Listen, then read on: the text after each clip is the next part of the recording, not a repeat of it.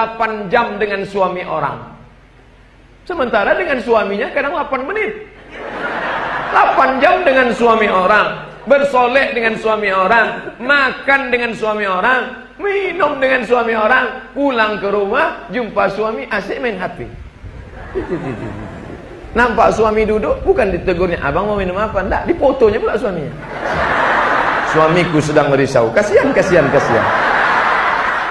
Habis khutbah saya pun turun ke bawah, datang bapak-bapak kekar memeluk saya.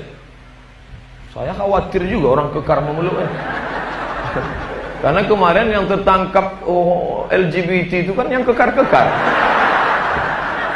Ini apa? Setelah itu menangis. Ustaz Somad, iya, ada yang mau saya bicarakan. Takutnya kalau di pengajian nanti tak bisa. Ini habis khutbah Jumat.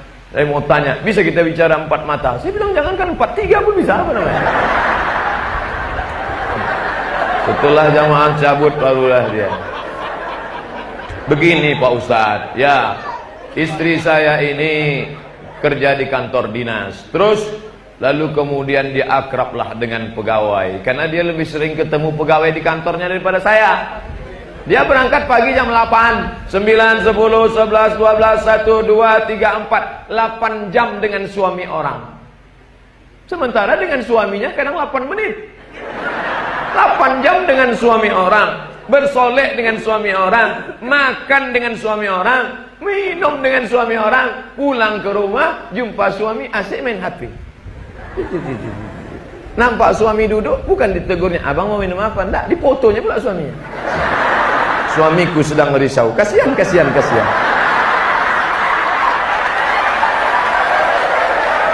Akhirnya Pak Ustadz, ini malu aku menceritakannya Pak Ustadz. Lanjutkan. Apa ceritanya? Rupanya Pak Ustadz yang selama ini saya antar dia ke airport jalan sama ini, pernah kami jalan sama ini, rupanya dia sudah berselingkuh sama itu 2 tahun lamanya Pak Ustadz. Saya bilang stop, jangan kau lanjutkan, aku tak sayang mana. Tak sampai hatiku mendengar. Jangan sampai meleleh. Aku orangnya lembut, meleleh air mataku. Jadi apa saran Pak Ustadz? Apakah ku tinggalkan dia atau ku lanjutkan? Saya bilang putih hitam. Kalau kau bisa menerima dia, terima apa adanya, terima putih. Suruh dia bertobat, kalian ukur. Jaga anak-anak. Kalau tak bisa Pak Ustadz, kalau tak bisa kau ambil hitam, kau ceraikan dia dengan baik.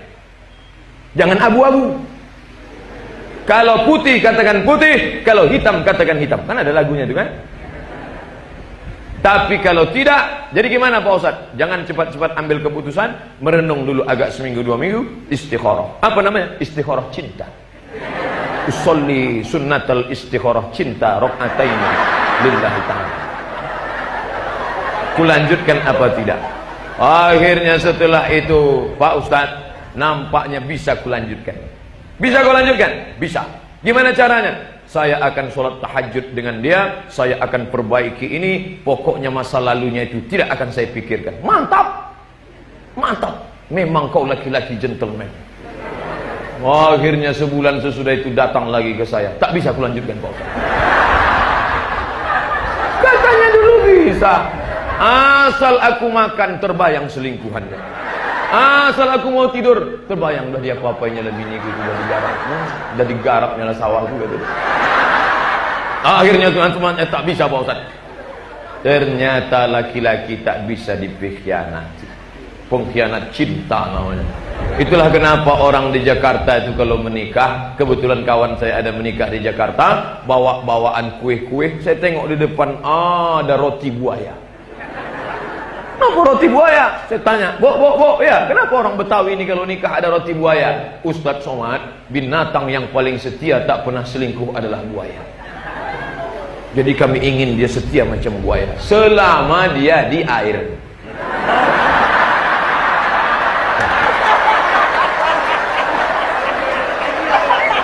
Asal sudah dia naik ke darat, maka muncul istilah buaya darat. Maka jangan sampai buayanya naik ke darat. Apalagi kalau sampai naik ke kantor gubernur. Bapak Ibu yang dimuliakan Allah, jagalah hati. Maka betul kata A'agim, jagalah hati, jangan kau nodai. Kalau kayu patah bisa disambung, kalau kaca retak bisa direkat, tapi kalau sudah hati rusak, kemana obat akan dicari? Tak bisa. Mungkin memaafkan kesalahannya bisa, tapi setiap melihat wajahnya terbayang lagi di masa lalu. Tak laki-laki, tak perempuan. Ini kalau mau dihitung berapa WhatsApp yang masuk. Kemarin masuk 3 hari 11.000 masuk WhatsApp. Langsung error. HP error, Telkomsel pun memblokir. Telepon tak bisa, SMS tak diangkat. Jamaah pun datang komplain. Ustaz Somad, kenapa telepon tak diangkat, SMS tak dibalas? Emang Siti Badriah? Enak aja, saya kena blokir. Akhirnya setelah lapor ulang, betul ini Ustaz Somad, betul. Kenapa bisa terjadi begini? Saya pun tak tahu. Kenapa orang nelpon saya? Tapi isinya terlalu banyak pengaduan. Suami mengadukan istri, istri mengadukan suami. Semuanya ngadu ke saya. Apa tak pusing kepala saya? Ustaz Somad, saya seorang perempuan solehah, orangnya baik, anak sudah 2. Tiba-tiba tak disangka HP suami saya tinggal. Begitu saya tengok rekaman dia dengan pacarnya Pak Ustaz, hancur banget.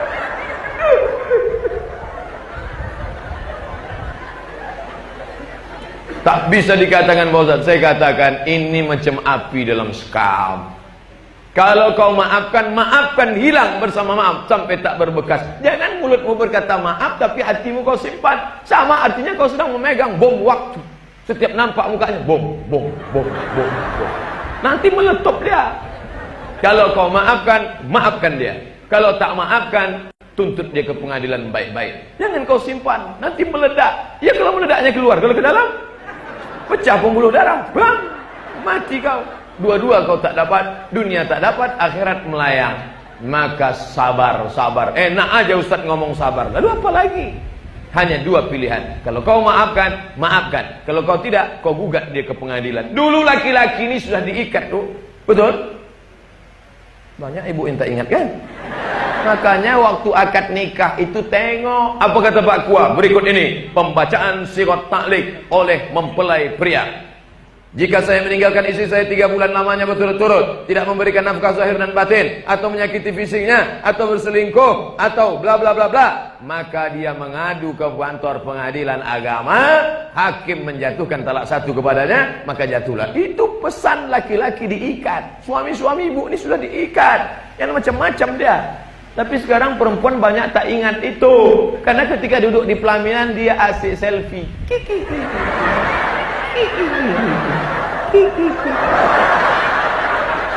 Tapi jangan asik selfie saja. Berselfie jangan begini.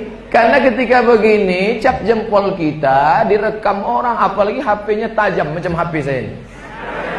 Ya, direkam, dicurinya cap jempol, dipakainya nanti. Sekarang HP pakai cap jempol. Kenapa capek? Dicuri orang. Begitu juga dengan ini. Sekarang kita kalau mau masuk Saudi Arabia kan begini. Nah, ini pun bisa dicuri orang. Makanya Pak Gubernur saya tengok berapa kali foto gini. Karena kalau begini tidak bisa dicuri orang. Mana bisa dia curi? Tapi ada makna lain. Beliau foto begini, rupanya 1 untuk selamanya. Ya Allah. 1 untuk selamanya Pak Ustaz. Nanti bapak foto juga gitu. Allahu Akbar. Pas pulang istrinya nanya, "Bang, apa artinya?" Kau yang pertama dan terakhir. Masya Allah. Pas di depan dia. Pas tak ada dia lain lah cerita ya kan. Cerita laut tak boleh bawa ke darat.